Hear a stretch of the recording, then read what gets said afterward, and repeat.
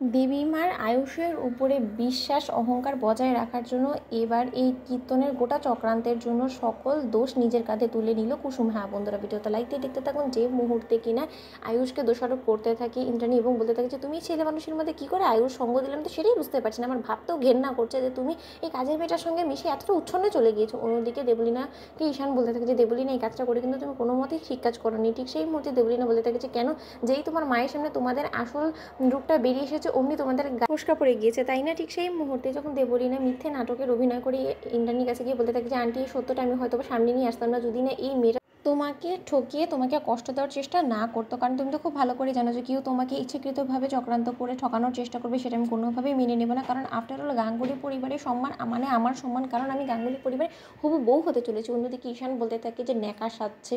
আমি খুব ভালো করে জানি যে ও ইচ্ছাকৃতভাবে কুসুমকে মায়ের চোখে খারাপ সাজানোর জন্যই চক্রান্তটা করছে।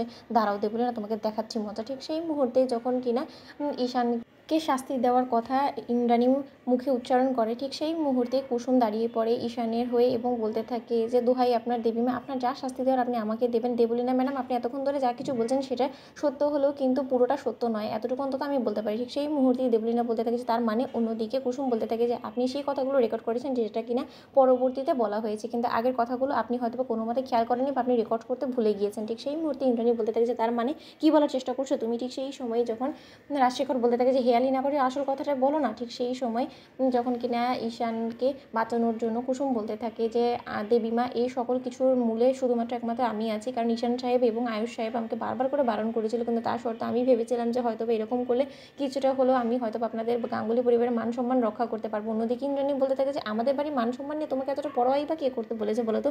তুমি কি মনে করছো যে তুমি এবারে হবু বউ হতে চলেছো? আমাদের বাড়ির মান সম্মান যদি ধূলিসাৎ হয়ে যেত তাহলে সেটা বোঝার একমাত্র দায়িত্ব দেবলীনার উপরে গিয়ে পড়তো, নাকি তোমার উপরে বর্তাতো? কারণ তুমি এবারে বউ হতে চলছো না। এবং তার থেকে বড় কথা, তুমি দিনকে দিন কেন নিজেকে বাড়ির সদস্য বলে মনে করতে শুরু করেছো সেটাই আমি বুঝতে পারছি না। এবং তুমি কি যেন একটা কথা বলছিলে যে ঈশানের মাঝখানে কোনো রকম কোনো দোষ নেই, কিন্তু দেবলীনার দেখানো এই ভিডিওতে তো সম্পূর্ণরূপে বোঝাই যাচ্ছে যে আয়ুষ এবং ঈশান সম্পূর্ণরূপে এই গোটা বিষয়ে তোমাকে ইন্ধন দিয়েছে। ঠিক সেই সময় কুসুম বলতে থাকে যে না, আমাকে বারবার করে ঈশান সাহেব এবং আয়ুষ সাহেব বারণও করেছিল, কিন্তু আমি জেদ ধরে বসেছিলাম এবং আমি ওদেরকে বলেছিলাম যদি ওরা আমাকে সাপোর্ট নাও করে তাও আমি একাই চলে আসবো কীর্তনের গায়িকা সেজে, কিন্তু তার সত্ত্বেও আজকে কোনো না কোনোভাবে আমি পারফর্ম করবোই। তার জন্যই এক পর্যায়ে আমার জেদকে বজায় রাখতে ওরা আমার সঙ্গ দিয়েছে, এতে ওদের কোনো রকম কোনো দোষ নেই। এবং আপনার অহংকার এবং আপনার বিশ্বাস কোনোদিন আপনার দু ছেলে ভাঙতেই পারে না। এতটুকু বিশ্বাস আপনার ছেলেদের উপরে রাখা উচিত, কারণ আপনার ছেলেরা খুব ভালো করেই জানে যে ইন্দ্রাণী গাঙ্গুলির মান সম্মানকে চোট লাগানো মানে তাদের মায়ের কতটা কষ্ট দেওয়া, এবং তারা নিশ্চয়ই নিজের মায়েরকে এতটা কষ্ট দেবে না। বন্ধুরা, লাইক এবং শেয়ার করে সাবস্ক্রাইব করতে ভুলো না।